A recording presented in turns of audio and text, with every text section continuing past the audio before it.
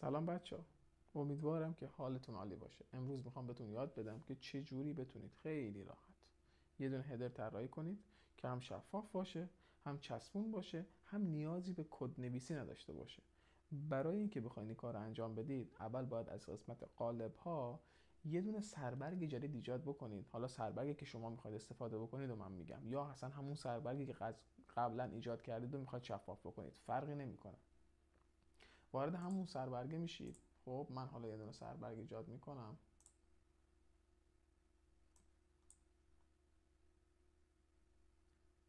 بعد به کانتینری یا به سکشنی که سربرگ شما تو اون قرار داره، یه دونه از قسمت استایل یه دونه بک‌گراند بهش میدید، یه دونه پس زمینه بهش میدید. من این پس زمینه رو میدم.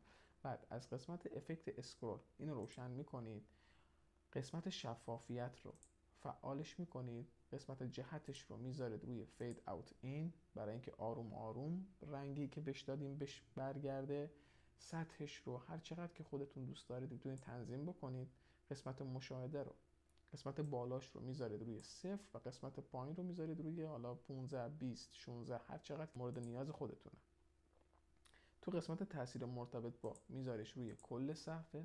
خب بعد از قسمت پیشرفته، قسمت موشن افکت، شناور رو میذارید روی بالا.